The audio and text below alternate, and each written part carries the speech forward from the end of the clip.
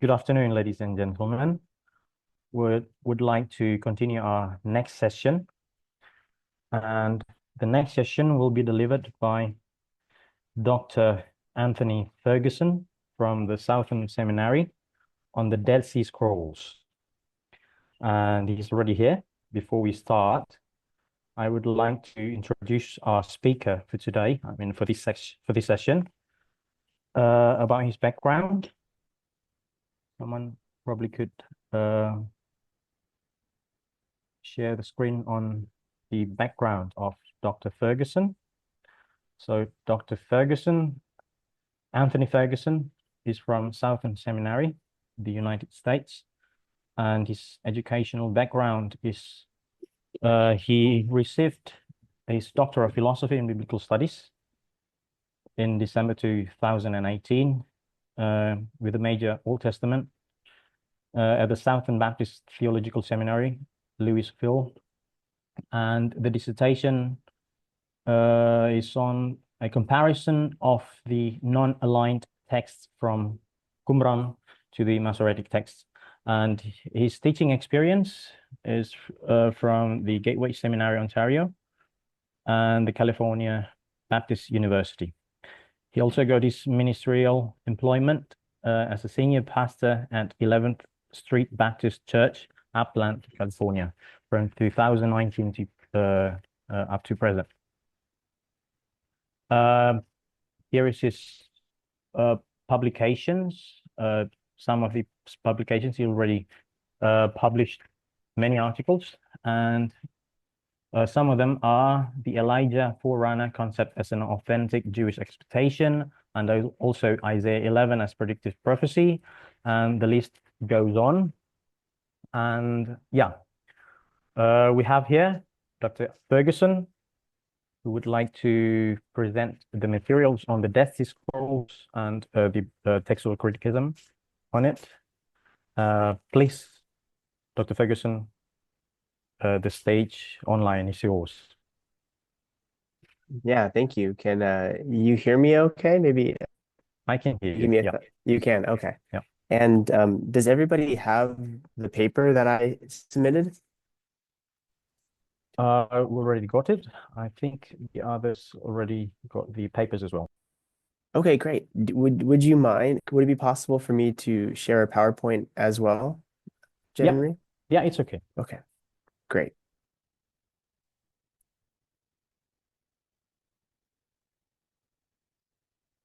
Okay, good. So you could see my desktop screen. Let's see here. Let's move some widgets around. Here we go.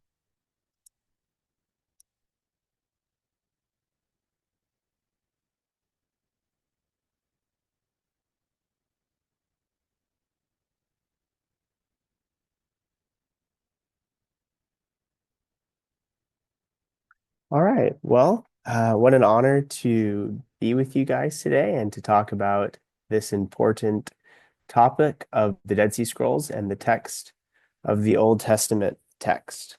So let's get started. Okay, so the investigation into the Old Testament text is an extremely important topic for lay Christians and Bible scholars alike, since God in his sovereignty decided to record his acts of salvation in a book. Every biblical discipline depends and proceeds from the premise that the text that they are commenting and exegeting and studying is indeed a reliable guide to God's word. Even every layperson who starts their morning with a cup of coffee and their daily devotional, every member of the church I pastor is starting with the foundational truth that the book that they're reading from is a reliable guide to what God did in history. And when millions of Christians are considering the Word of God and we're sharing the gospel with non-Christian friends, we're all beginning with this premise. To quote a very popular book title by Kevin Van Hooser, Is There Meaning in This Text? Presupposes a text to study and interpret. I think all that to say it's an extremely important concept to evangelical Christians. And thus, the issue of textual criticism is very important because God decided in his sovereignty to record his interactions with humanity in a book. And yet, as you've probably heard from Bede, the study of textual criticism is not straightforward. There are several factors that contribute to the complexities of this discipline. Two that we can easily identify is first, we do not possess the original manuscripts of Scripture. We only possess copies. And second, our copies are not identical. Rather, they preserve textual variants, hundreds, thousands, tens of thousands of textual differences. Now, if one of these characteristics were not true, we wouldn't really need the discipline of textual criticism if we had the original manuscripts. It wouldn't matter to us how many copies and how many variants we had because we have the originals. And likewise, if all of our copies were identical, then it would make textual criticism very straightforward. I mean, I wouldn't have a PhD and I wouldn't be talking to you right now. But it is true that on the one hand, we do not possess the original manuscripts, and on the other hand, our copies are not identical. So the discipline of textual criticism isn't only important because of God's sovereignty, but also because of God's providence. In God's providence, He has allowed there to be textual variants in our manuscripts. It's an understatement to say that the discipline of textual criticism of the Hebrew Bible, our Old Testament, has experienced a renewed vigor over the last 75 years because of the important discovery of the Dead Sea Scrolls. The Dead Sea Scrolls are a collection of approximately 1,000 uh, biblical manuscripts, mostly in Hebrew, some in Aramaic, less in Greek. These were discovered at various Judean desert sites, of course.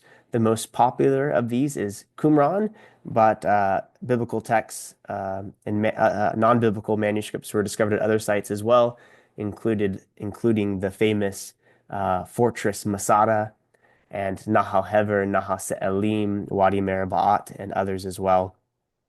The fact that a quarter of these texts are biblical is actually a staggering statistic in light of our knowledge of the Elephantine papyri, which are documents that date beginning in the 5th century BC. And from what we know, or at least what's been preserved, there isn't a single biblical text preserved among the Elephantine papyri. So the fact that approximately 225 texts from the Dead Sea are biblical is indeed a staggering statistic. These ancient manuscripts date from the 3rd century BCE to the 2nd century CE.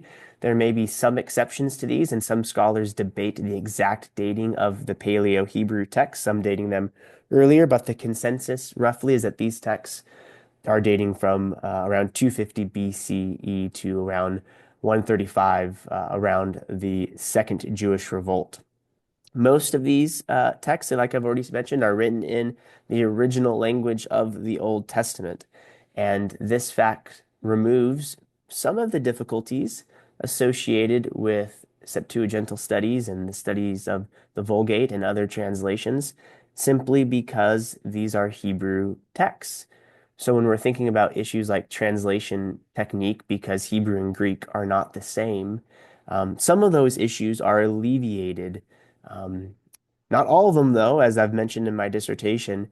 Um, the uh, the biblical Dead Sea Scrolls are all written in Hebrew contemporary to the copying of these texts. So even in our oldest texts, they're written in Hebrew, largely dating to the 2nd and 1st century BC, and the Hebrew of the Masoretic text is much earlier.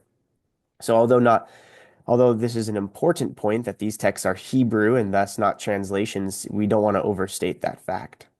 Additionally, another reason why these are very important isn't just because they're ancient and they're written in the original languages, but they're also important because many of them are biblical in the strict sense.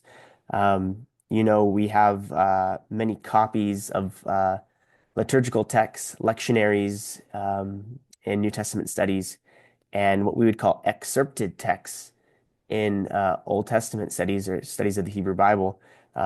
which are not biblical texts strictly. Rather, excerpted texts are texts which excerpt portions of the Bible for a secondary purpose, whether or not it's pedagogical or liturgical or personal.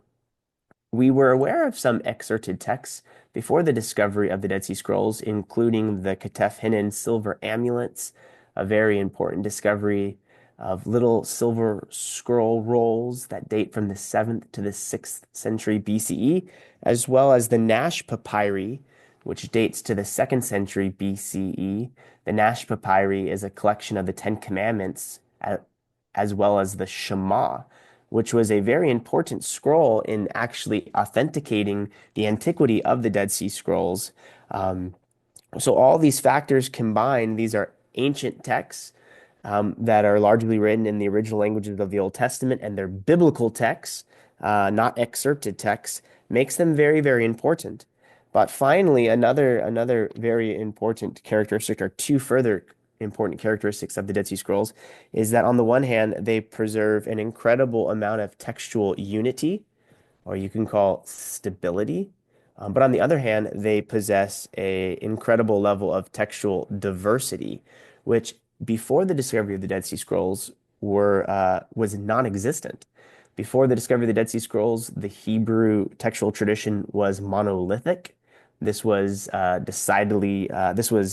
case, discovered to be the case in the 18th century with two massive collation of medieval manuscripts. And the conclusion was that all of these texts are indeed Masoretic texts. But that's not the same with the Dead Sea Scrolls. There is a level of textual plurality that scholars had no access to before their discovery. So the facts remain. The Dead Sea Scrolls are ancient texts, mostly written in the original languages of the Old Testament, that evidence both a level of textual unity and textual plurality. Based on the column sizes of these manuscripts, scholars can determine that many of these manuscripts were indeed running biblical texts rather than excerpted ones. And these are facts. We really can't debate these facts. And yet the significance of these facts are not self-evident. Rather, they need interpretation. In other words, how we make sense of these details and the significance in which we draw from them is not immediately apparent. And I would say that the question of the day in textual criticism, and especially for evangelical textual critics, is how to synthesize this evidence. And that's the purpose of my paper and my PowerPoint, and hopefully my time with you today will be to provide an introduction to this important debate. How do you make sense of the textual plurality and the unity evidenced in the Dead Sea Scrolls? I want to get you up to speed on this debate. I want to familiarize you with the available evidence and to provide rationale for the view I've advocated for, which is that there is a stable text or a unified text that coexisted during the Second Temple period alongside a diversity of texts. Space and time prohibits a full orb discussion of this topic, so I will limit my discussion mainly to the Dead Sea Scrolls and pull in just a few extra details toward the end of our conversation together. So the current debate. So what is the relationship between the textual plurality and the unity evidenced by the Dead Sea Scrolls? There are two general approaches to synthesizing. Let's see if I have another slide for you guys. Yes, I've missed this slide. I'm so sorry. There you go. God's sovereignty and providence. And here you have a great picture of 1Q Isaiah A. You could see the stitching holes here, right here on the column. And 1Q Isaiah A is our best preserved biblical text, but it's not completely extant. You could see here some gaps here. You could see the margin. You could see, if you look really closely, you could see the ruling as well. Hebrew hangs from the line, unlike English. I'm not sure about other languages, but in English we write on the line. In Hebrew, they hang from the line. And you could see here he writes into the margin at times. He sometimes underestimates how much he has to write, and he goes into the margin. But this is an example of 1Q Isaiah A. we talked about that as well. Wow, I missed several slides for you guys. I got too excited. Okay. So what are the two approaches? First, many scholars argue that during the Second Temple period, the text of the Old Testament existed in a state of textual fluidity and moved to a state of unity. Now, when I use the word textual fluidity, I'm not I'm not meaning the same thing as I when I say textual plurality. When I mean textual plurality, I mean very simply that there are a plurality of texts. There are a plethora of variants. But the concept of textual fluidity says something more than textual plurality. Basically, what it's arguing is it's trying to explain the textual plurality, and the explanation is that the text hadn't yet been fixed. In other words, the texts of the Old Testament were still in flux, they were still fluid at this point. So many scholars argue that the Old Testament text existed in a state of textual fluidity and moved to unity.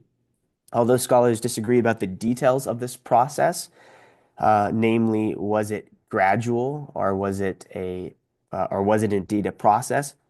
The idea is widespread. Ian Young is one Australian scholar, for example, who believes that the text of the Old Testament was stabilized in stages. He argues that beginning around 164 BCE, the idea of a stable text housed in the temple began to exert influence. So, in his mind, before the Maccabean revolt, this concept did not exist. But because of the Maccabean revolt, this idea of a temple text having authority began to exert influence. Young argues for a deposit date of the Qumran text around 63 BCE, and he has to do this because he has to account for why the Masoretic text is so dominant at the other Judean desert sites. So every text discovered at every single Judean desert site, besides Qumran, testifies to a Proto-Masoretic text. I'll list two examples from Masada later in our conversation. Um, but he has to argue that the texts were deposited at Qumran in 63 BCE because in his mind, uh, Qumran has plurality. The other sites do not. And those other texts were deposited at 70 AD at Masada during the first Jewish revolt. And then the other texts for the second Jewish revolt were deposited in around 135 AD. So how do you account for plurality and then dominant MT? Well, he says chronologically speaking, you make sense of it chronologically. So basically, the text was becoming stabilized. And when we look at Masada, we're seeing the stable text. When we look at Nahal Hever and Nahase Alim and Meriba'at, we're seeing a stable text. But those texts deposited in 63 BCE give us a window into an earlier moment in the text. So in his mind, the text moved from fluidity to unity. Dominique Barthélemy, the famous French scholar, is another proponent of this view. He cites some of the same evidence as Ian Young. This is quantitative evidence. He looks at the text from Masada and Meriba'at, as well as comparing 1Q Isaiah A with 1Q Isaiah B as evidence for his theory. So basically, 1Q Isaiah A dates to approximately 125 BC. 1Q Isaiah B dates to about 50 BC. So there's about 75-year gap there. But 1Q Isaiah B is very aligned with MT. 1Q Isaiah A less so. So in his mind, again, it's a chronological explanation that helps him account for a movement from plurality to unity.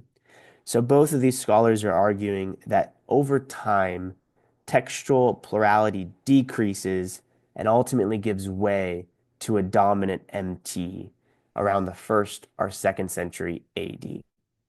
Ulrich is another proponent of this view. Uh, he talks about this in his book, The Dead Sea Scrolls and the Developmental Composition of the Bible. He states three points First, he argues that the Bible was adaptable from context to context and from time to time. He argues that the biblical books were not authored by a single person, but were community products. And then verse, that's the preacher coming out of me, I'm sorry. Number three, he argues that the nature of the scribes who transmitted the biblical text both committed scribal errors as well as possessing a level of freedom to change the text. Ulrich then therefore argues that the text moved from plurality to unity, although he rejects what Ian Young and Dominic Barthelemy argue for as textual standardization. Rather, he argues for a freezing of the development of the text. He says that in the wake of the destruction of the temple and the dispersal of Jewish communities, it rather appears that certain rabbis found themselves with a somewhat random collection of scrolls, one copy from the available forms of each book, and that promptly became the text they used, guarded, are transmitted. So in Ulrich's mind, this movement from plurality to unity wasn't a textual critical decision. It wasn't because people valued the MT. In his mind, it was merely historical accident. It's just the text that remained. I mean, all the Qumran texts were wiped out and um, hidden in caves, and this is just what they had. Uh, so contrary to these scholars, so that's the one view, right? That how do you make sense of the plurality and the unity? Well, you can make sense of it by saying plurality gave way to unity. Well, another way to make sense of this is to argue that a unified text, a stable text, existed alongside a plurality of texts, and that's the point I'm going to argue for. Adam Vandervoo argues for this view. He says, instead of supposing a development of pluriformity to uniformity in the textual tradition of the Old Testament, which is Young, Barthélemy, Ulrich, also Armin Lange, many great scholars. He says we should also theoretically consider the possibility that there was always a relative uniform uniformity of textual tradition in the religious circles around the temples of Jerusalem. So he's arguing that there's always been a stable text. It's been the text that's been kept in the temple. And if you pushed him on where he would say that stable text derived from, he probably would have said Ezra and Nehemiah. Vandervoo cites the early Greek recensions, including Aquila, Symmachus, and Theodotion. Um, These are three early Greek recensions, but also there's other recensions as well. We have a Greek minor prophet scroll from Nahal Hever that dates to 50 BCE, around the turn of the era, and it's systematically updating and editing its Septuagintal base text to align with a Masoretic text. And this is before the turn of the era. So this would be before Aquila. Also, 4Q um, Alex X numbers, I think it's 4Q 121 would be the other designation for this as well, is a text that dates to the first century BCE, a Greek text of numbers from Qumran, the fourth cave. And it also is updating its text to align with a Masoretic text. So he's citing all these Greek recensions. Of course, the evidence besides Qumran, Josephus, we know famously and against Apion, he claims that people don't touch the Hebrew Masoret, the Hebrew Old Testament. People don't change it; it's unalterable. And he also cites the rabbinic literature to support his view. Ari van der Kooi similarly says, it seems to me that this second theory, that is a stable text existing alongside a multiform one, does more justice to the data than the first one. That would be the view of Young and Barthélemy, because it sheds light on the assumption of a conservative line of copying. And if you read his helpful article, Preservation and Proclamation, you'll see a really helpful historical argument to support his view. Peter Gentry clearly states, let me be absolutely clear, the consensus view that the text was standardized in the first century AD is wrong. Gotta love Peter Gentry, right? He just gets right to the point. It's wrong. So for the point of our time together, there are two basic approaches, and of course we're painting with broad brushstrokes here. I don't know if that's a helpful idiom for you guys, but it's we're being very general. There are two basic approaches to understanding the texts of the Old Testament during the Second Temple period. One, the text existed in a state of textual plurality throughout Judaism and later moved to unity. Or two, a stable text existed alongside a plurality of texts. So what was it? So for the remainder of our time, we will survey the textual diversity, the textual plurality. We'll give a sampling of the textual unity. We'll provide a little bit of the historical sources, and then we'll conclude and hopefully have some time for Q&A. So number three, the textual diversity and overview. The biblical Dead Sea Scrolls evidence a level of textual plurality that was unverifiable prior to their discovery. There are several ways to illustrate the nature of this textual plurality, but perhaps the most efficient way to become oriented is to survey Emmanuel Tove's classification grid to the Dead Sea Scrolls. You could do this across all four of his editions, and I've done this on the Evangelical Textual Criticism blogspot. I've surveyed these and provided a few helpful observations, I hope. But in this paper, we'll survey just his third and fourth editions of TCHB. So in Table 1, you'll see he divides his discussion into Torah, then the rest of Scripture, meaning the prophets and the writings, and then he has his totals. You'll see in his third edition that basically the MT and the non-aligned categories are equal, right? Torah, 48% is Proto-MT, 11% is Samaritan, 2% is similar to the forelog of the LXX, and 39% is non-aligned, and so on. You guys could see the statistics yourselves. Basically, you have MT versus non-aligned, and very little in the LXX and Samaritan Pentateuch. If you look at his fourth edition of TCHB, things radically change. You'll notice he's only now grouping 2% as Proto-MT. So what changed from, I believe his third edition came out in 2012, I believe. I guess I could look at my notes. And his fourth edition came out in 2022. So what changed over the course of 10 years? Well, several things changed, but basically the statistical threshold for what qualifies as Proto-MT has shifted. That's one of the big differences. So you'll see that basically in his fourth edition, MT has gone down significantly. You can see this on page 7 of my paper. Proto and semi-MT only make up 13% now of the text, while the non-aligned accounts for 45% of the manuscripts. So this classification grid aligns the texts preserved in the Dead Sea with the Masoretic texts, the Samaritan Pentateuch, and the Septuagint, or the Old Greek. And basically, he argues that if a text is inconsistent in its agreements with these texts while preserving unique readings, then it is classified as non-aligned. And perhaps, maybe I think I saw somebody raise their hand. Does somebody want to unmute or? I think we can go to the Q&A after your presentation. I think you can complete the presentation first and then Okay. we go to the Okay. Q&A. Yeah, excellent. Okay, so a non-aligned text is a text in Tove's words that is inconsistent in its agreement with MT, LXX, and Samaritan Pentateuch while preserving unique readings.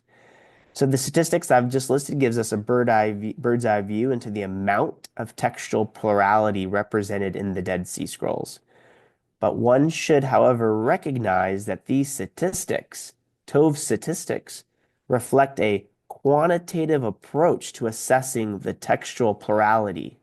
That is, variants are counted and not weighed.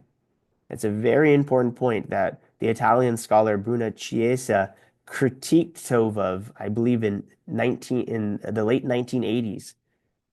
He then groups a text based on about how much similarity a text possesses with other texts. On the one hand, similarity could be minor, as in the case of 1Q Isaiah A. Tove is on record of saying that 1Q Isaiah A is non-aligned in the least meaningful of ways. Namely, it presents a alternative spelling practice.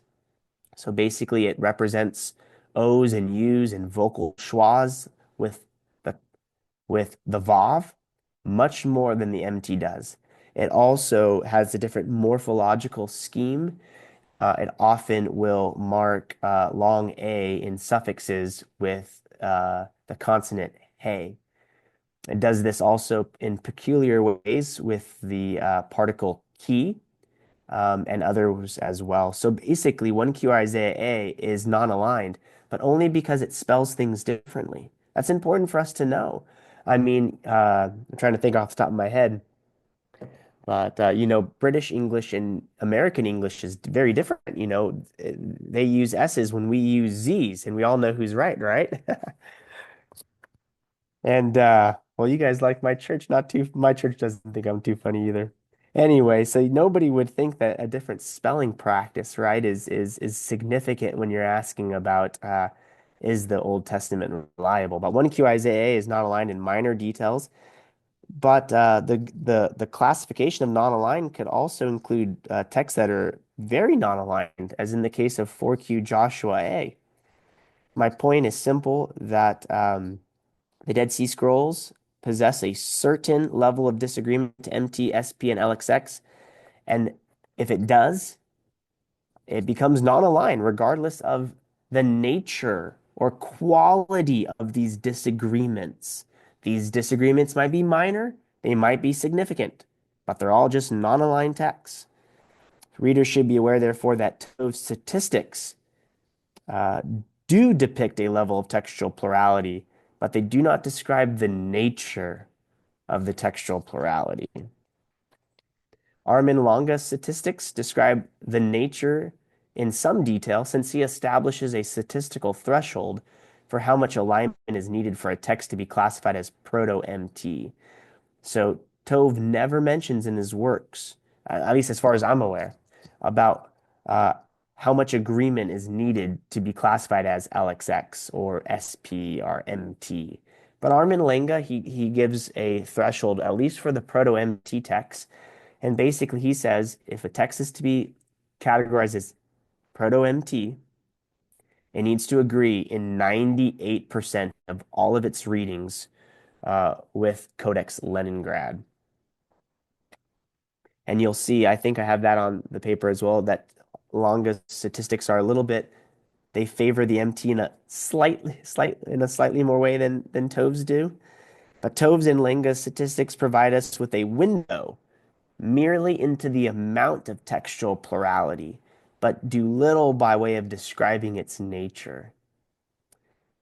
Are these texts non-aligned in minor or major details? That is a very important question to ask. What's the nature of this plurality? How significant is it? So in my PhD dissertation, in which I had the privilege of having Emmanuel Tove serve as my external reader, I investigated the nature of this diversity. In order to properly assess the diversity, I gave specific weights to each textual variant, signified by three categories. I described the variants as follows. Variants in category 1 are variants that do not necessitate any change in meaning. These include synonymous lexemes and synonymous syntactical constructions, different ways of forming a purpose clause or communicating the past tense. You could do it in several different ways. If a construction is in the Qumran text can reasonably be explained as synonymous to the form or construction found in the MT, the constructions are assumed to be synonymous and grouped as category 1 variants. That's a conservative approach rather than a liberal approach to categorizing them. But at the end of the day, some of these things you just don't know. So you have to have a default. Variants in category 2 are variants that can be reasonably explained as deriving from the MT, although the readings are not synonymous with it. These variants typically involve a slight change in meaning or perspective. they usually elaborate or simplify the meaning of the MT so that the text becomes more or less explicit. Moreover, these differences can usually be explained as cases of harmonization to the surrounding context or parallel passages. An example of this would be like in Isaiah, if the MT reads an imperfect followed by a participle, 1Q Isaiah might do two imperfects. So it's just harmonizing the syntax to its context. Or another example in the Samaritan Pentateuch and in some of these texts is that God's uh, ex, uh, regulations for how to build the tabernacle are given. And then in the book of Exodus, Moses also does it. So the Samaritan Pentateuch has the tendency to align what Moses does to make it identical with the instructions so that nobody has any doubt that Moses did exactly what God wanted them to do. So that happens all the time in these non-aligned texts. These texts are harmonized to their context. Now, variants in category 3 are the most significant variants. They imply a meaning irreconcilable to the MT, and they cannot be easily explained as deriving from it. So I applied these weights to the non-aligned text, the 55 texts identified by Tove as textually non-aligned. So if you go back to his third edition, because he didn't come out with the fourth edition when I was writing my dissertation, so we're talking about the roughly 45% of texts. I took those texts and I applied these weights. And here are some of my conclusions. When one eliminates the category 1 variants from the statistics, 15 out of the 55 texts immediately move out of the non-aligned category and move back into the proto-MT category. These texts include 4Q10, 4Q15, 11Q1, and so on. So 4Q10, maybe I should say a word on designations.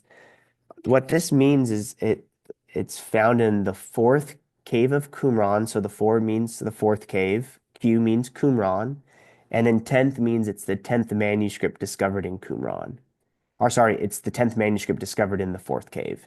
This has another designation, 4Q Genesis K, which is a little bit more specific, namely 4Q, fourth cave of Qumran. It's a copy of Genesis, and K would be the, what is that? A, B, C, D, E, F, G, H, I, J, K, the 11th copy of Genesis, I guess. So those are what the designations mean. So basically, when you eliminate those category 1 variants, 15 texts immediately move out of non-aligned back into proto-MT. Now, eliminating the category 1 variants is important because these variants evidence a quote, facilitating, unquote, approach to copying the text of Scripture. More specifically, they often derive from a desire to update the text to fit contemporary usage. The difference between these 15 texts and the MT is analogous to the differences between the King James Version and the New King James Version. Namely, it's updating language so that it's understandable for its audience. The variants in category 2 represent a change in meaning, but could be understood as deriving from the scribal process. Most often, these were scribal errors. So there's something called parablepsis, which means your eyes skip. Typically, there's a trigger for parablepsis. Homeoarchon or homeoteluton are the fancy ways of describing these triggers. Basically, if two words begin in the same way, that can trigger a scribe's eyes to skip. And for those of us who know Hebrew, we know that there's lots of similar beginnings to words. I mean, think about vav consecutive imperfects, vav yod. That's the beginning to a lot of things. So a scribe's eye can skip because of a similar beginning, and we also know because of Hebrew, it's a language it's an inflectional language, right? I mean, there's lots of similar endings in Hebrew as well in a way that you don't have in English. Parablepsis is very, very common, and these category 2 variants end with a text that has a different meaning than the MT.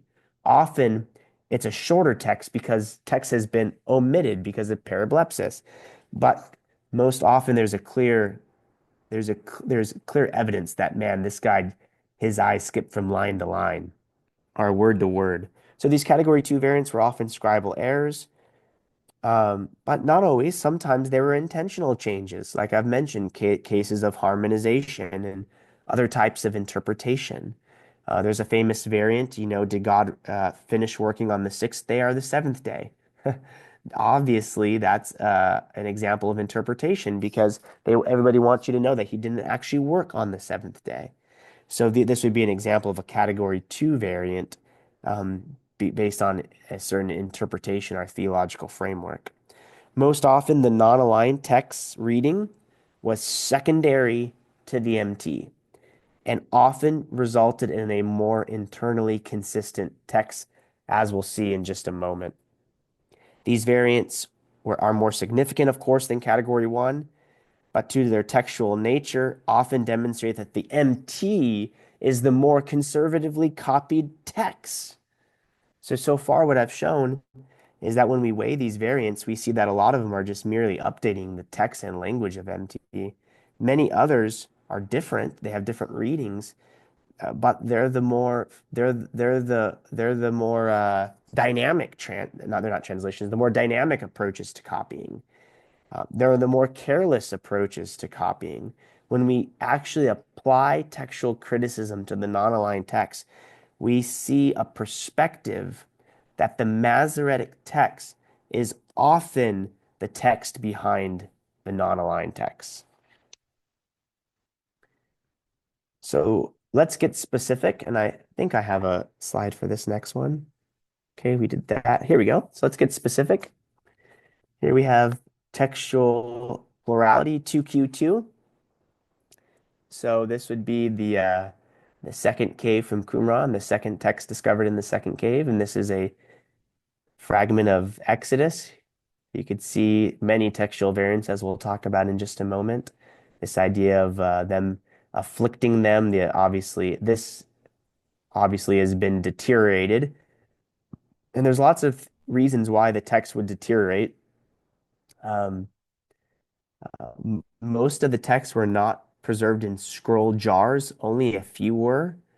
Um, so, you have parchment laying on the ground for 2,000 years. It deteriorates. Some of the deterioration is because of animal urine. Some of it's because of rodents eating through the text in the caves.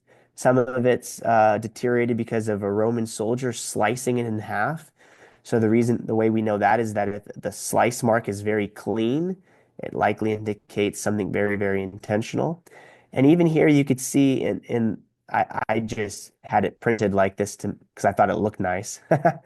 But you could see here the white around the lines. Here you could see that there's a horizontal line and the Hebrew is hanging from the line, right? Right there. It looks very good. So here we have this fragment, and here you have, the Egyptians are afflicting them. Whoops. So this is a fragment of 2Q2.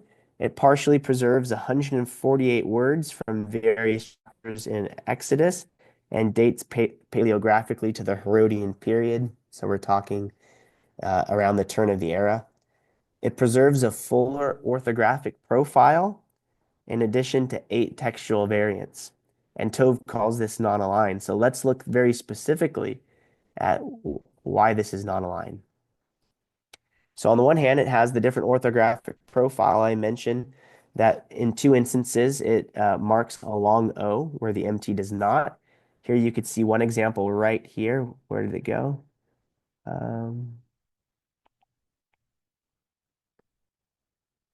Oh, I just missed it. Maybe I was looking at the wrong fragment. Let's see here. No, it's right there. See that right there, guys? Can you guys see my mouse cursor? So that's not a lamed. Lamed is the only letter that it goes above the line in Hebrew. That's actually a superscripted vav. So somebody went in afterwards and he added the long O sound right there above the line. So so it preserves a fuller orthographic profile, but that's not significant, at least in my mind, when we're thinking about the reliability of the Bible. All that indicates is that spelling wasn't standardized. And my goodness, spelling isn't standardized in most countries. I think Germany has a standardized spelling, But I mean, even if I didn't have my word processor, my spelling wouldn't be standardized, right? I mean, you guys could see a couple typos in this paper right here. So anyway, it has a different orth spelling practice. And it has 8 textual variants. So let's take a look at them. So this is page 10. Uh, Here you have 3 variants on 4.2.1. 2Q2 is prone to making its text more internally consistent. This tendency is pervasive throughout the text. 3 variants at fragment 1, line 2, that's Exodus 1, verse 12, demonstrate this tendency. Here 2Q2 reads, O Tom, with the mem, meaning them. Year vu, they multiply, the plural subject, and yishratsu, they swarmed. Against the MT's reading of oto, him, not them, singular, not plural. Year be, not year bu, singular, not plural. And yif rots, singular, not plural. These differences represent a change in perspective. The MT views B'nai Israel as a singular entity in Exodus 1:12, while 2Q2 views B'nai Israel as a plural entity. On the one hand, this change is minor, as illustrated by several English translations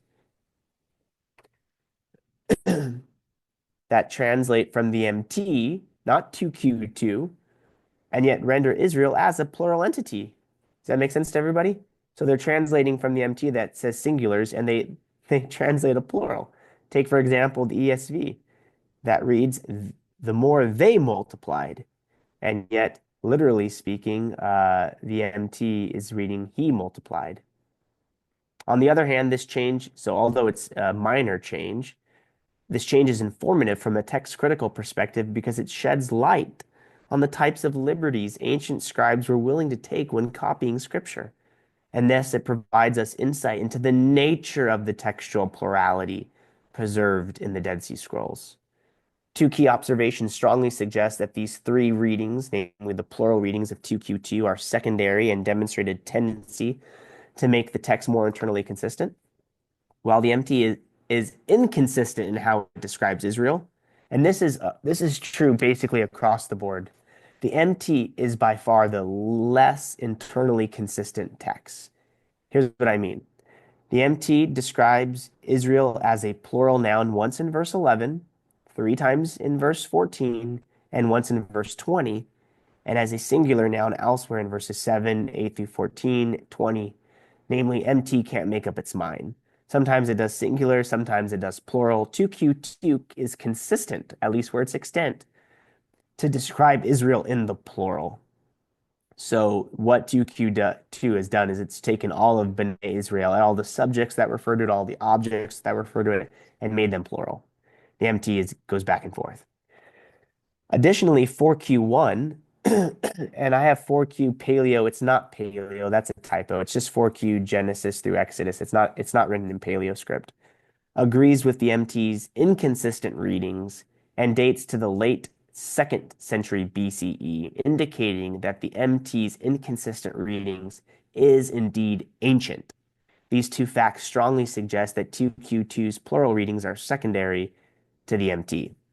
2Q2 has adjusted its text to make it more internally consistent. 4.2.2, here you have the difference of yifrots and yishratsu. The same tendency is present here.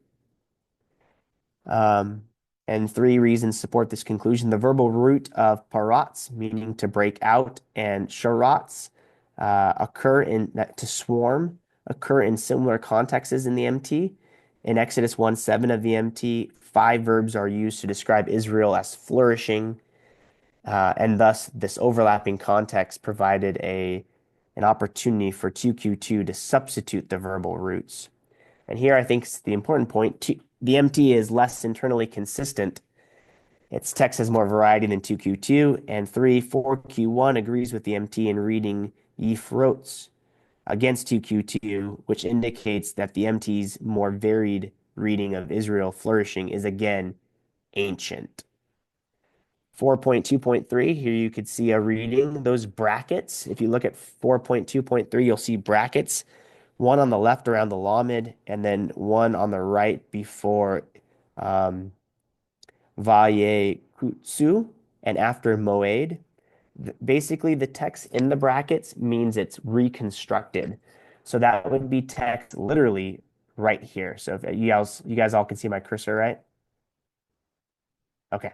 So you could see right here, you have Vayakutsu Mitzrayim right here.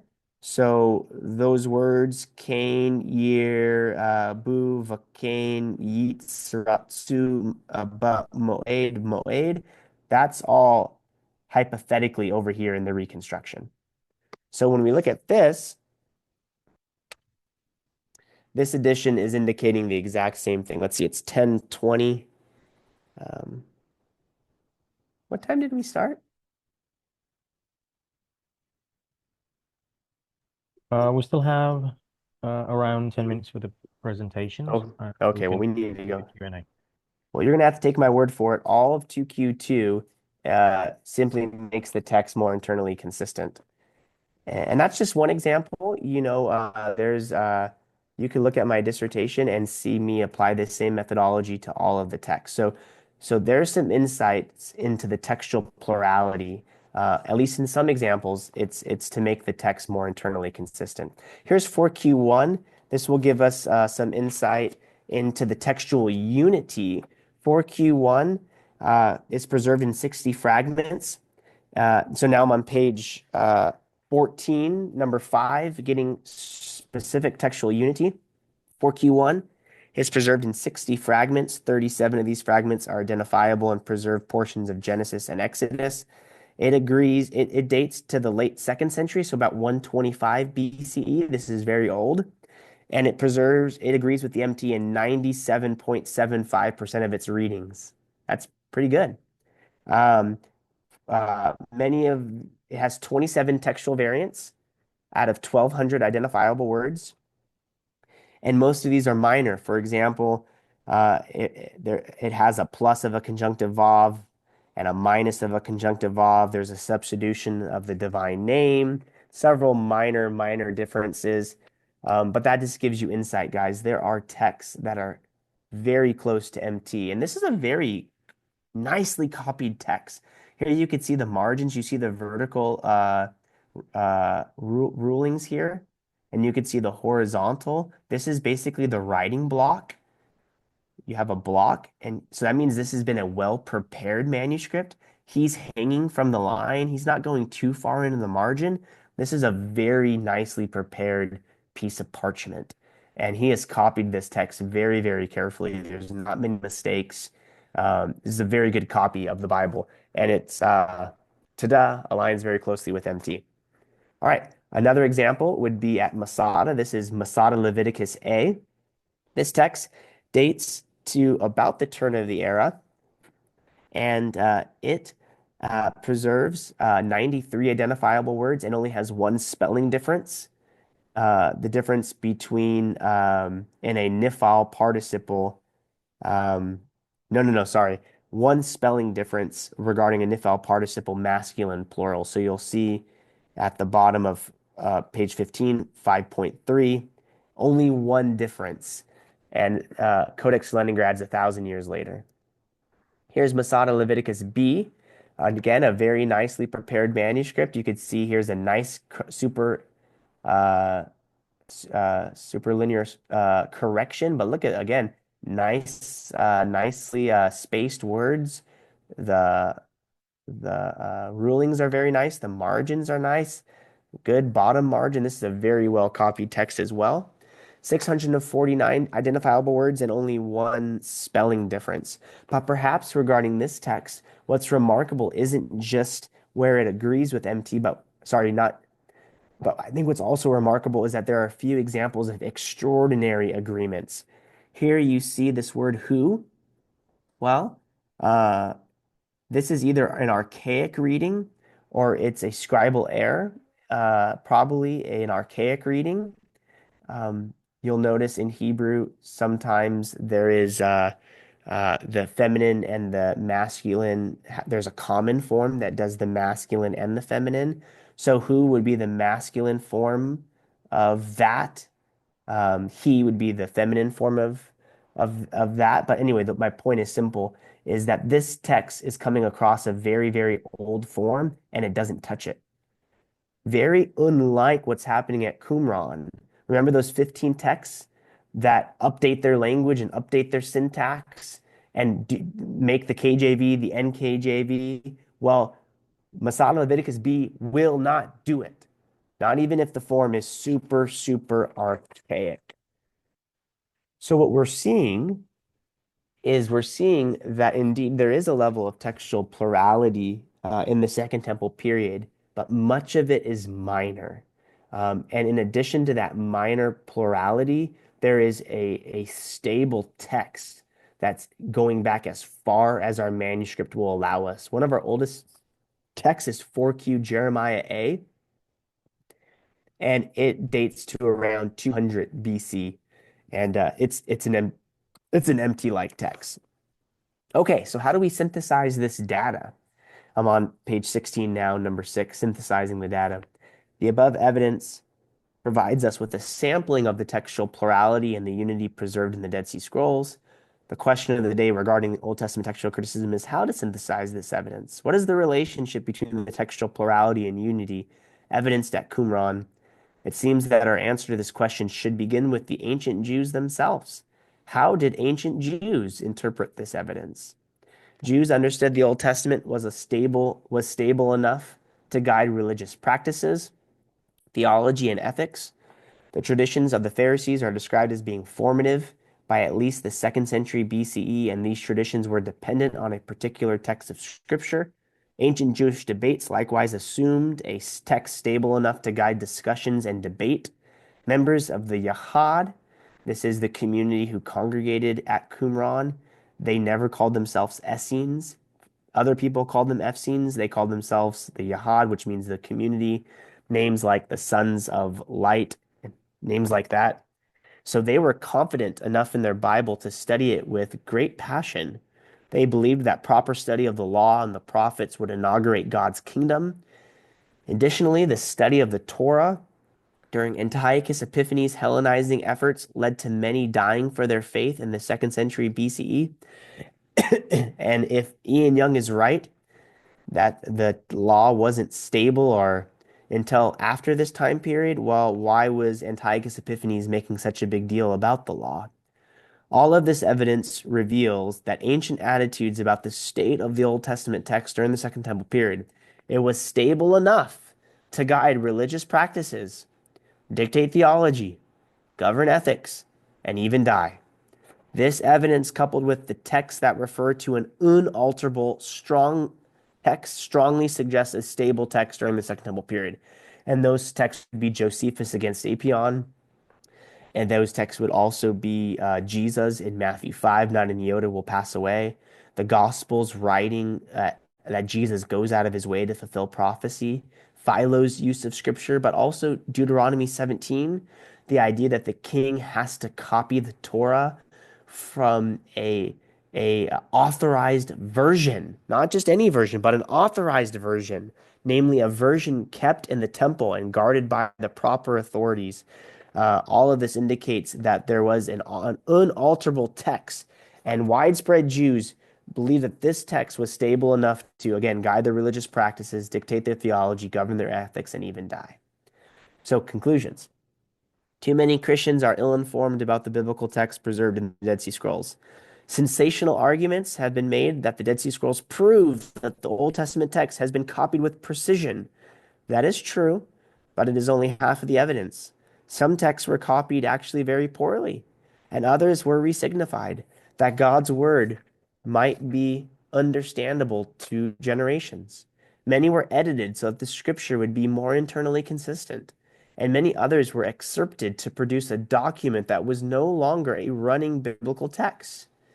When we put this evidence together and interpret it together with the historical sources and the non-biblical texts, the best explanation in my mind is that a plurality of texts coexisted alongside a stable textual tradition.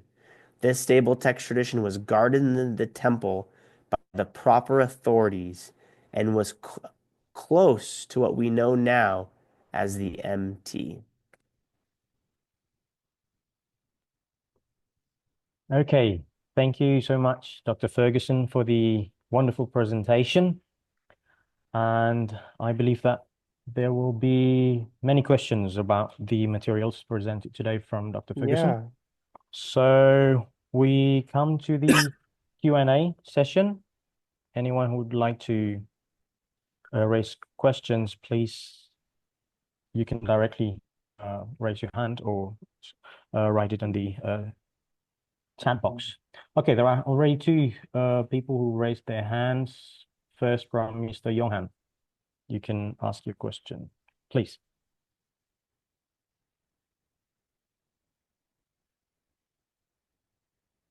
Yeah, Pak Johan, please, you can ask your question. You're still unmuted.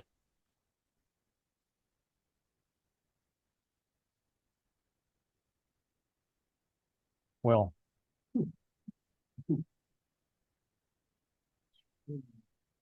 we can't hear you yet. Yeah, Okay, yeah. yeah. Thank you, Dr. Gendry. Thank you, Dr. Anthony. Very excellent presentation. That C scores, one of the uniqueness is there is no book of Esther in that C scores, right? If I'm not mistaken.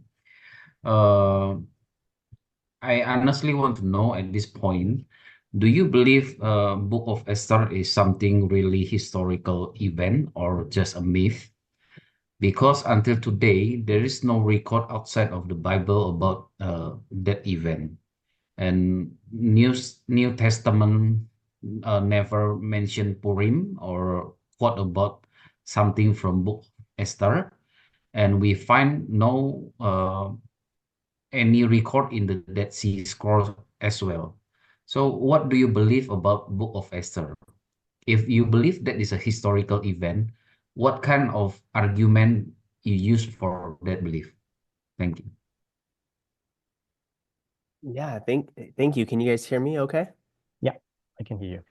So I'm not an expert on Esther. I could speak, let me speak to it first from the perspective of a Dead Sea Scroll scholar before I speak to it from the theological standpoint. It's true. It's not in it has not been preserved, and I think that's the better way to describe it. I'm not comfortable saying it did not exist there. That I think is an argument from silence in my mind. We have to be honest with ourselves. What's been preserved at Qumran is probably a very small proportion of what was there originally. And Esther is a small book. So I don't think it's a cop out of me to say that given this how small it is, that it's maybe just a historical accident that it's not been preserved. The Book of Chronicles is preserved in only one tiny fragment, 4Q 118, I think. It's very, very small. And it's been debated about if it's really Chronicles or not. Nehemiah only exists because it's assumed that Ezra and Nehemiah was kept on the same scroll. So when we hear arguments that only Esther hasn't been preserved, there's a lot of nuance to that. Now, some people argue that there's another aspect to the discussion, and it's namely that uh, the calendar of the Essenes precludes Esther from and Purim from being a part of their liturgical calendar. I'm really not an expert to be able to speak to that, but I do know scholars do debate if Esther is there or sorry, scholars do debate if it's a mere historical accident or if it was intentionally left out. I don't know if we have enough information to make a definitive call. Um, with that said, do I think it was historical? I do. Um, I'm not an expert and up to date. I do think it's a very scandalous story, right? With Esther, here you have an orphan girl. It's a very unlikely hero. God's not mentioned one time. I mean, if you're going to make up a story in order to encourage the Maccabees and their revolt, I mean, I could, you could think of a lot of better stories, I think. And so I think that causes me, in addition to my confession, to see it as historical. That's about as good as I could do for you. Hopefully that's satisfactory. Okay, I think it answered the first question from Mr. Johan, and we can go to the next question. Mr. Sean Cole has already risen his hand. Please, Mr. Cole. All right. I suppose all of you can hear me. I come from the more pastoral perspective, pertaining to your conclusion. You mentioned that too many Christians are informed about the biblical text preserved in the DSS, right? And you mentioned that sensational arguments have been made that the Dead Sea Scrolls prove that the Old Testament text has been copied with precision. Actually, what I feel as a pastor, right, we need to guide our parishioners or worshippers on how to draw certain conclusions. Of course, there are many manuscripts that are copied very poorly, but can I say that the Dead Sea Scrolls prove that the Old Testament text has been passed down with precision with respect to the Masoretic text?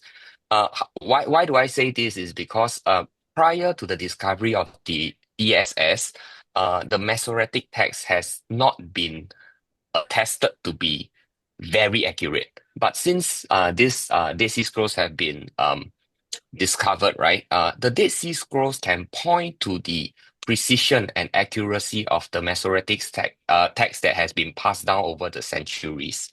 So, if I am to give a conclusion pertaining to this, right, I would say that this stable text tradition was guarded in the temple by proper authorities, and it is what we know as the MT or Masoretic text.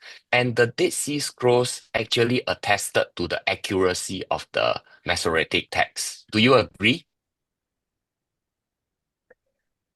Yes, I agree with what you said. I think I say that. So when I say the sensational argument, I say, let's see. Um,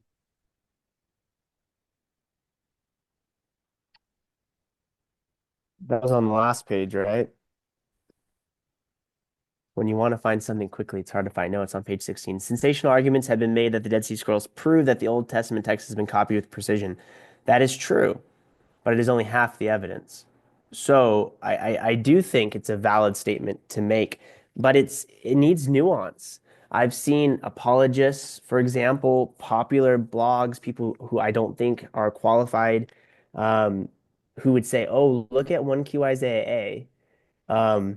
It proves that the Old Testament has been copied with precision." And I don't know about you, Sean, but that makes me very uneasy for multiple reasons. First of all, Isaiah is not an is the book of Isaiah. How can you move from Isaiah to the entire Old Testament? Does that jump makes me uncomfortable? Like if I was a lawyer, if I was a doctor, and somebody made that kind of jump, it would make me feel uncomfortable, right? Secondly, the 1Q Isaiah A is our oldest copy of Isaiah, but it dates to 125 BC. I believe Isaiah wrote Isaiah. So I'm dating it 7th century BC.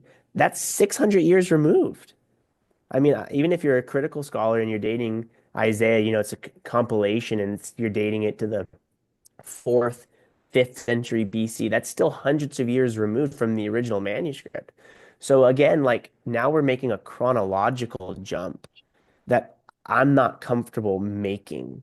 So I think there needs to be a lot of nuance. And what I've tried to say here is sensational arguments. Too often, we take a little amount of evidence and we want it to prove what we want, right? And we make it, we say it proved it, and we say it with enough passion and enough certainty.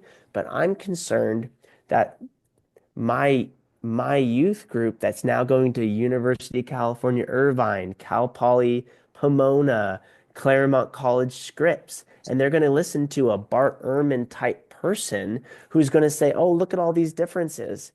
Like, I feel the need to show them the evidence and not hide behind the evidence. So I think the best thing you could do is give people the evidence. Don't hide the evidence. Like in my dissertation, like there's a, a table after table after table of the evidence. Like you don't hide the evidence. But the thing is like it's not self-interpreting. So you have to interpret it. And I just think that my interpretation has better explanatory power. And I want to give that to my people. So what I would say is, I would say, as far back as our manuscript evidence goes, we see that there is a conservative approach to copying, and that text is an MT-like text, as far as we could show. Is that Okay, helpful, okay, Sean? thank you. Yes, yes. I suppose my problem is that when we show our members that there are texts that are copied very poorly, it will lead them to think that all the texts are copied poorly. But as what you have shared, if you are able to present everything on like in a table, people will be able to see that there will still be a s- a strand of how do I say, a strand of texts that are copied religiously and properly, that that comes to what we hold on to our hands today, known as the Bible. This Yeah, will so actually yeah, yes, so yes, yes. you could give them my paper. I have that Sean McDowell video that's very popular. You could look at where I do that. You could look at my posts on text and canon with Phoenix Seminary or where I do that. So what I'm arguing against is, there is a movement in evangelical circles to say Dead Sea Scrolls prove the reliability of the Bible. And then there is mainline progressives and popular news media outlets like New York Times who take the opposite approach. Like the problem with both of those approaches is they're not accounting for the totality of the evidence. They're just reading the evidence in light of in light of their presuppositions. So like we want to read all the evidence together and try to build a coherent explanation based on the evidence. I think that's the best approach. But Sean, I'm not going to lead with I have a lady whose sister just died. She was 24 years old. I'll probably be doing the funeral soon. And I'm not gonna talk to her about poorly copied text. Like this isn't like my platform, but like when people in my congregation have questions, like I have an answer. You know what I mean? And I'm accounting for all the evidence as best as I can. So it is very important for pastors to know textual criticism as well. Yeah, we should know Hebrew, we should know Greek, right? We should know textual criticism, absolutely. We should know the Bible. That's the Bible. Great. Thank you so much, Mr. Core, for the question and the answer from Dr. Ferguson. We can go to the next question from Dr. Padere here. Please. Thank you, Dr. Gendry, and thank you, Dr. Ferguson, for the wonderful presentation. So I would like to ask you about the famous question of Christians about the text in the Old Testament. So do you agree with the opinion that the author of First Chronicle chapter 21, changed the text about David being tempted by the devil instead of God, as written in 2 Samuel 24? Does this have to do with textual criticism or just difference in interpretation? Yeah, I don't know. Maybe it's a textual critical question. It's not in the Dead Sea Scrolls. Like I said, there's only one fragment of one text in Chronicles, so it doesn't quite pertain. So I couldn't really give you an answer. I would imagine it's not a text critical issue. It's probably more of a literary critical issue. So in critical studies, You have higher criticism and lower criticism. Those are ways to describe this. Textual criticism would be lower criticism. And I think the question you're asking is more upstream. Is that making sense? So you're Yes, you're yes, asking the question, how can we harmonize or not harmonize the yes, testimony of Chronicles with Kings, which is absolutely outside of the purview of this. I mean, I give you my opinion, but again, it's going to be I mean, outside of me doing Old Testament 1 and 2 at Gateway and Cal Baptist, that's about as refined as it's going to be. I mean, I think when you're comparing it's a synoptic problem, right? This is the same issue you're having with the Gospels. It's the same issue when you look at Deuteronomy and compare Deuteronomy to Exodus, Leviticus, and Numbers. In this historical prologue, he's repeating things. It's the same issue with Chronicles and Kings. I think it's important to ask what's the perspective of the particular author. And I think when you look at Kings, there's a very clear perspective. You have an explanation of why God's people were exiled. And in Chronicles, the author of Chronicles, I mean, it could be Ezra. I mean, the language is very similar to Ezra. It's very priestly. Ezra obviously is a priest. I tend to think it's Ezra, but clearly Chronicles is anonymous. It doesn't tell us who the author is. Um, it's a different perspective, right? It's written after the return of the exile, and the author is trying to comfort the people. The people know why they've been exiled. They don't need to be told that again. They have kings. They need to be comforted to rebuild the temple. So I think a lot of the differences between Kings and Chronicles aren't historical contradictions at all, but they're different perspectives on what the author's trying to communicate. And in my mind, I would say that are both historically accurate. I would definitely try to harmonize these things. And you might not, I mean, probably a lot of people wouldn't want to harmonize these issues, but I would be very okay with harmonizing these things. But I would say probably the answer to your question is discovering the perspective of each author. And it's probably not going to be a textual critical issue. Maybe there's some Latin text where they knew what King said, so they changed it. You know what I'm saying? But yes, I, yes. I think all scholars are going to agree that this is an issue with literary criticism. It's not an issue with textual criticism, if that makes sense. Okay. Okay. We can go to the next question from Mr. Silvanus Gabriel. Go ahead with your question. Yeah, I would like to ask a simple question in your study of this matter. Do you find that we can simplify to make a uniformity whenever we find similar personal pronoun, whether it's singular, it comes to this kind of fragment, or it's always plural and will come to this kind of a certain document? Can we come into that conclusion? I'm not quite sure I understood the question, Mr. Gabriel. Could you try one more time? Yeah.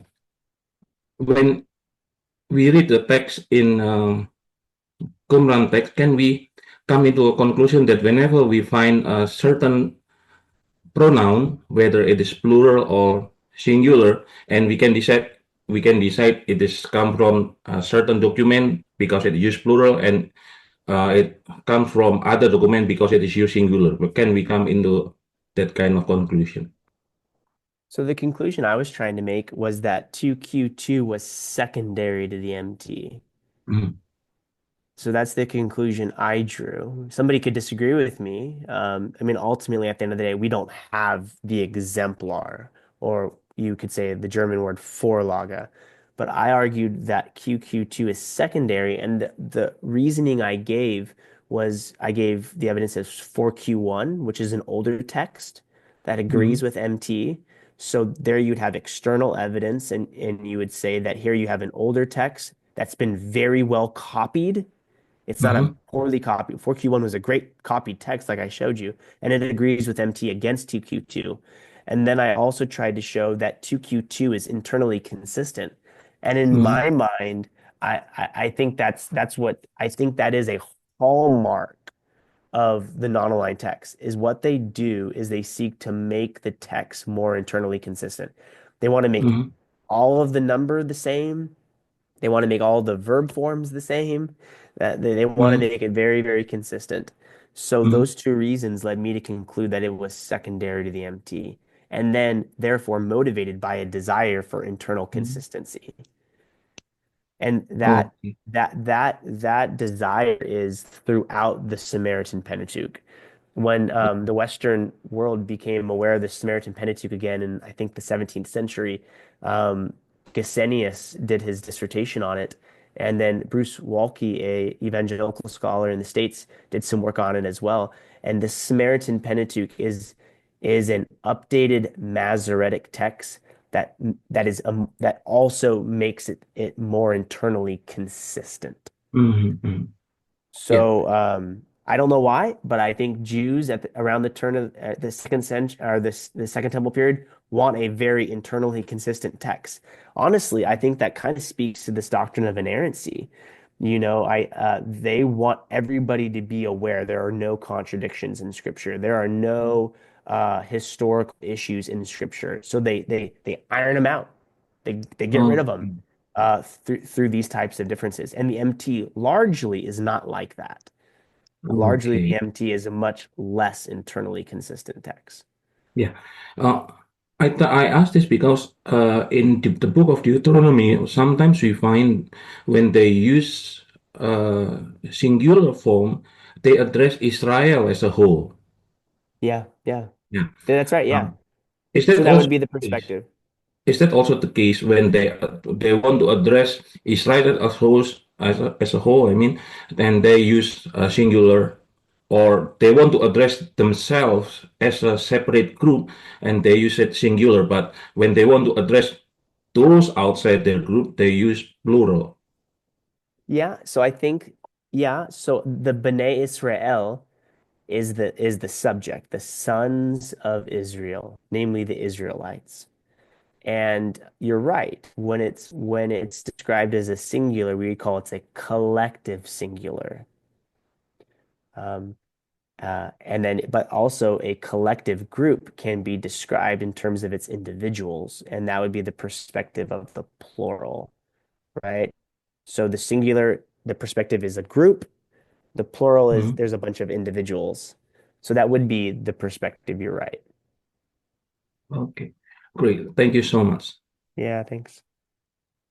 Okay, there's no raised hand yet, so I think oh, there is another raised hand from Mr. Steve, Stephenus Carnadi, please. Yeah. Thank you for the opportunity, Dr. Monday and Dr. Ferguson.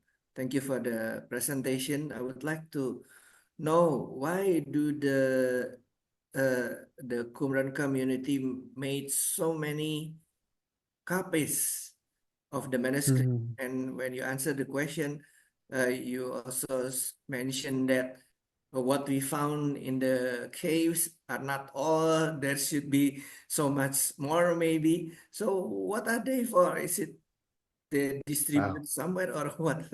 Thank you. Yeah, Stephanus. Why so many texts when you read? So that remember, 3/4 of the Dead Sea Scrolls are non-biblical texts, and some of the best preserved texts are like the Habakkuk Picture and the War Scroll, the Temple Scroll, 1QS. This would be their handbook, the Damascus document. And Stephanus, when we look at these documents, we learn that these people loved the Bible. That's what we learn. Mm, They saw themselves as preparing the way of the Lord by going into the desert and studying the Bible. That's what 1QS, I think it's column 8, line, I can look it up real quick, but that's exactly what it says. If there were 10 members of the Yahad together, like there had to be a priest with them, like studying the Bible with them. Like at nighttime, they had to take watches studying the Bible together. Like the interpreter of the law, like the interpreter of righteousness, his job was to interpret the law and the prophets for them, which is very, very important, Stephanus, because what it does is it tells you the interpreter of the law is not on the same level as the law and the prophets. His job, he is not a prophet. His job is to provide the proper interpretation of the law and the prophets. But again, like they love the Bible. Like the people who joined the community of the Yahad, so the Yahad seems to be a part of the wider Essene movement. So again, they never call themselves Essenes. Philo calls them Essenes. Josephus does. Pliny does. These are our historical sources. And Philo connects the word Essene to the Greek word for holy, right? Let's see if I can remember off the top of my head. Hosios, right? So Hosios. So here you see those S's, Essene. So Philo at least connects the word holy because the people of Essene were known as the super holy people. Like the Pharisees were holier than the Sadducees, but if you wanted to be radical in your devotion, you join the Essenes. So why did they have so many biblical texts? I mean, at least from when we look at the non-biblical texts, like this is clearly a people who love the Bible. So it's for their own use, I think, for the community, because when you see, I can only see through photos of the remains, the archaeological dig of the community. It seems it's not too large. So if there's like 30 copies of Deuteronomy, so everyone would have a copy. Is it like that? Is that it's for their own use? It's a good question. Yeah, okay. So so in Qumran, when we looked at when scholars looked at the kitchen, there is 1,000 dinner plates broken on the ground. Oh, And yet the community could only house 50 people at a time. So there's not living quarters, and the caves weren't used as permanent living quarters. Jody Magnus has a really good book on the archaeology of Qumran, and she says that if they were used as living quarters, you would expect to find things associated with living in the caves, and you don't. So the caves were used for storage purposes. So basically, when you look at the halakha, the interpretation of the law, um, the Essenes were very strict. So rainwater, if rainwater fell into your jug of rice or grain, then it contaminated it and it made your grain now ritually impure. So one of the ways that the Essenes guarded against this is they stored their grain and stuff in the caves. So all that to say, my point is that uh, Qumran was a sectarian settlement. It was the headquarters for a group of people. When you look at the historical sources and even 1QS, the Yahad lives throughout Israel. They live everywhere. And likely what they do is they come to Qumran for certain ceremonies. And when they come to Qumran, they probably set up makeshift tents and stuff to live in, but they didn't live there permanently. Another evidence for this is that when you look at the actual drone footage of Qumran, if there was permanent settlements around, you would have seen pathways, and you don't. So Qumran was not a permanent settlement for this group. People came there. So it's possible, hundreds of people, maybe up to 1,000. That's how many dinner plates they had. Although, we have probably 12 dinner plates and we have 4 people in our home. You know what I mean? So maybe there was 225 people who gathered at Qumran for a very short period of time and then went back to their homes to do their work. wow, that's so enlightening. Thank you, Dr. Okay. Ferguson. Yes, absolutely. And I think Let's I see. think yes, I think I talked about some of that in a blog on Texting Canon, who are the people behind the Dead Sea Scrolls, and on my academia article, I think what have we learned after 75 years of the Dead Sea Scrolls? So, yeah. Okay. I think time is quite limited now. But I actually have one question, but I don't know if you can answer it pretty quick. But 2 questions actually. But since we have limited time, I only would like to ask you one question and probably with simple answer. So the non-aligned portions are quite huge in the Dead Sea Scrolls compared to the other variants, especially the Masoretic texts. And the DSS spellings are quite unique, if we can say so. So, for example, the mater lectionis of the texts are quite evident. Do you think it is influenced by the Aramaic spellings or a dialect variant of the Hebrew language? Yeah, that's really good. Have you read Kucher's book, The Linguistic Background of 1Q Isaiah? No. So that would probably be a great way to go. It's debated. It really is. Are these yeah, so like key, right? Why do you have an aleph at the end of key? Certainly there's Aramaic influence. You know, yeah, gutturals are exchanged often in Aramaic, much more than in Hebrew. It does happen in Hebrew. Sometimes you have third aleph verbs that are functioning like third yod vav verbs, third hey verbs. So I think Aramaic is, when you look at some of these texts, like 1Q Isaiah, it does seem like Aramaic was the mother tongue of the scribe. So it's possible. That's probably where I'd land. I'd probably say these are there's some kind of phonological representation happening with a lot of these things. Okay. I think that's Kutcher's view, and I think that's Kim Rohn's view as well, in his grammar of Qumran as well. Great. Thank you so much. Yeah. So our time is, as I said before, is limited, so we can conclude this session for now from Dr. Ferguson. But before we close the session, we would like to present you a appreciation from the committee. So here is the certificate Oh yeah, thank you. for you, and thank you so much once again for this session. And it was a really wonderful presentation from you. And yeah, I would like to keep contact with you, and then we can probably discuss some things. That'd be Okay, great. Yeah. we can go to the next session with Professor Park from Tanjung Christian University, and the moderator will be Dr. Harold Pardede. Yeah, please.